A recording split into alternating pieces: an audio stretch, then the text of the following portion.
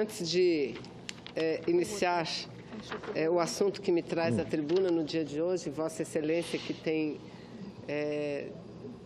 dirigido essas sessões com muita frequência, sessões e aberto as sessões plenárias desse Senado Federal, tem acompanhado essa minha estada na tribuna e toda vez que aqui estou, eu mostro quantos dias fazem que Michel Temer não cumpre o acordo e não edita a medida provisória que muda a reforma trabalhista.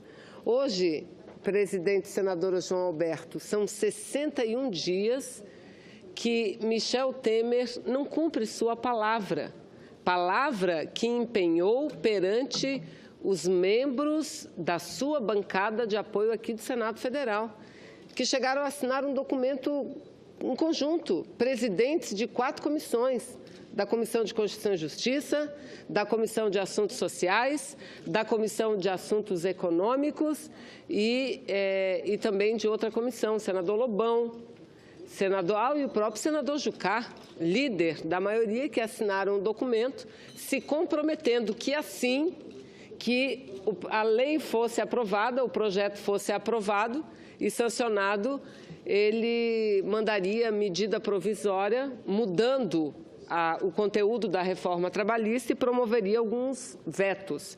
Os vetos ele já não fez, portanto, faltou com a palavra. E a medida provisória, até hoje, nós estamos aguardando. Segundo eu li em uma notinha na imprensa, senhor presidente, parece que, até que enfim, o governo deu resposta a essa nossa cobrança, dizendo que prepare que nos próximos dias deverá editar a medida provisória. Entretanto, o seu líder aqui no Senado Federal, em sessão do Congresso Nacional, disse que essa medida provisória só seria editada a partir do momento em que a lei entrasse em vigor, porque a lei aprovada prevê que entre em vigor a partir do mês de novembro.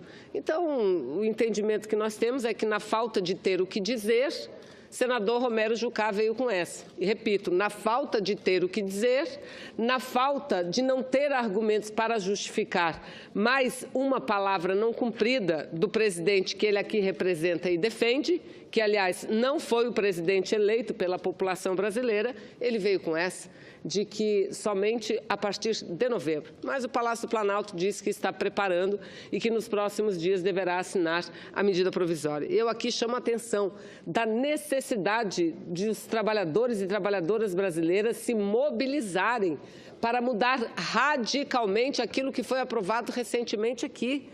E não adianta, ninguém cai mais na ladainha. O povo está percebendo, os trabalhadores e as trabalhadoras, o engodo do discurso dizendo que os direitos fundamentais constitucionais estão mantidos, porque a Constituição não foi mantida, portanto, 13º, férias, descanso semanal remunerado. E eu repito mais uma vez, isso não é verdade. Trabalhadores e trabalhadoras perdem todos esses direitos, inclusive aqueles previstos na Constituição, senador João Alberto, por uma razão simples, Tem direito a isso o trabalhador que tem carteira de trabalho assinada. Na mudança, na reforma, prevêem outras formas de contratação, como, por exemplo, a contratação do autônomo, exclusivo ou não, autônomo, contínuo ou não, ou seja, o trabalhador deixa de ser um empregado e passa a ser um prestador de serviço, com CNPJ e tudo, sem nenhum direito. Nada de direito, nem 13º, nem férias, nada. Então, senhor Michel Temer, está na hora. Mas, senhor presidente, nesse último final de semana, o meu partido, nessa última segunda-feira, no dia de ontem, nós estivemos reunidos o dia todo, o partido nos preparativos do nosso 10º Congresso, que deve acontecer agora no mês de novembro, e debatemos também a conjuntura, os problemas pelos quais passam o nosso país.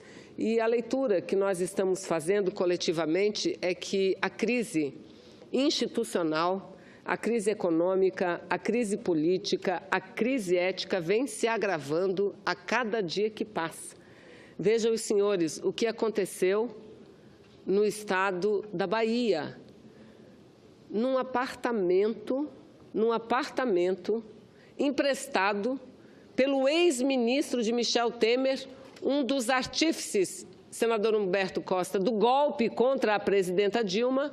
Pois bem, acharam naquele apartamento, que contém, inclusive, nas cédulas, as impressões digitais do senhor Gedel Vieira Lima, repito, ex-ministro de Michel Temer e um dos artífices do golpe perpetrado em nosso país.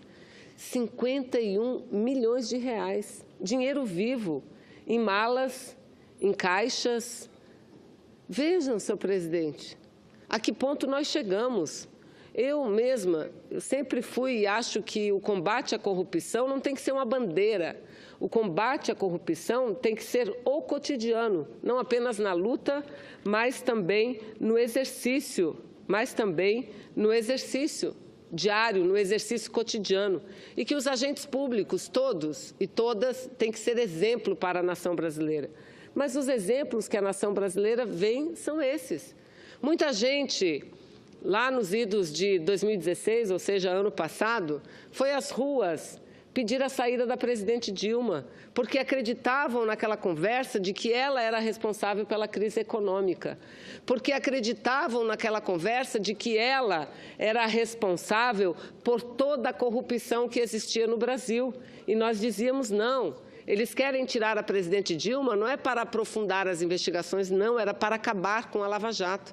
Querem tirar a presidenta Dilma para aprovar matérias que um governo democrático eleito pela população jamais encaminharia para o Congresso Nacional. Jamais. E eu falei aqui um exemplo apenas, a reforma trabalhista. Agora há pouco estavam vários artistas com o presidente do Senado, Eunício Oliveira, trazendo mais quase 2 milhões de assinaturas. 2 milhões de assinaturas contra o decreto do presidente Michel Temer, que abre mais de 4 milhões de hectares da Amazônia para exploração mineral. Exploração mineral por quem? Por quem? Segundo diz a imprensa, exploração essa que seria feita pelos canadenses, que sabiam dessa decisão do governo antes mesmo da população brasileira ter conhecimento, antes mesmo do Congresso Nacional ter conhecimento.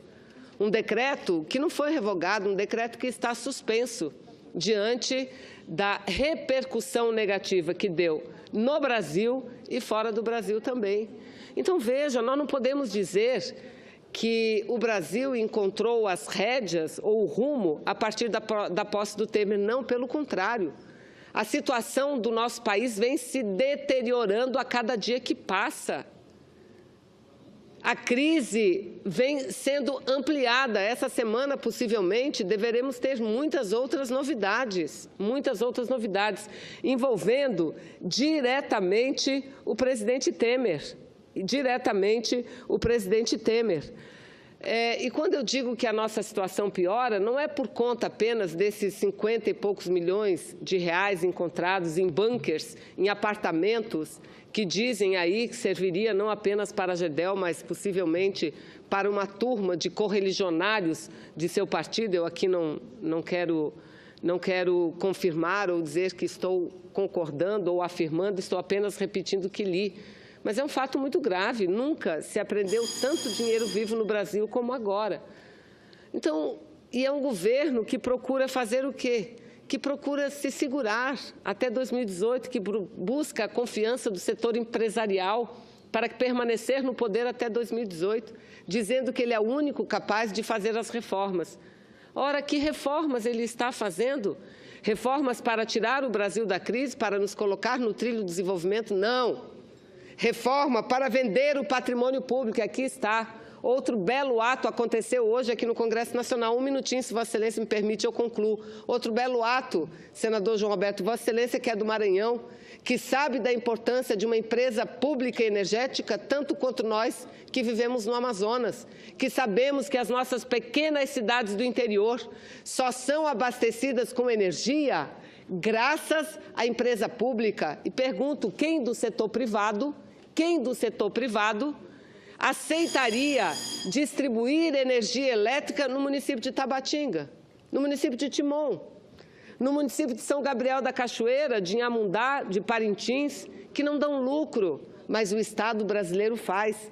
Porque, além do papel estratégico que tem a Eletrobras, uma empresa importante brasileira e uma empresa lucrativa, sim, além do papel estratégico e importante, tem também uma função social muito forte a cumprir, que é diminuir as desigualdades sociais, universalizar o acesso à energia, privatizar a Eletrobras, significa dar adeus ao programa Luz para Todos, senadora Gleice. Vossa Excelência, que acompanhou muito o presidente Lula quando implantou esse que foi um dos mais belos, humanos programas implantados no Brasil, porque nós que vivemos na Amazônia, nós sabemos o que é que significa energia elétrica para aquele povo que vive lá, protegendo a nossa região.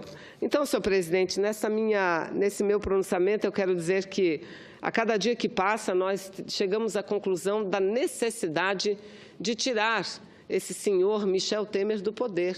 Ou o povo brasileiro faz isso, se mobiliza, ou eles vão acabar com o Brasil. Não vão vender. O que ele quer fazer é entregar a preço de banana ao capital internacional o nosso país. Tiraram os direitos dos trabalhadores, fizeram a reforma trabalhista e agora é a reforma previdenciária, para exigir 49 anos de contribuição para um simples trabalhador, uma simples trabalhadora que ganha salário mínimo, ter o direito de se aposentar. Então, a solução da crise passa necessariamente pela recomposição da democracia. Necessariamente. Sem isso, senhor presidente, a crise será, infelizmente, amplificada no Brasil e o povo sofrendo cada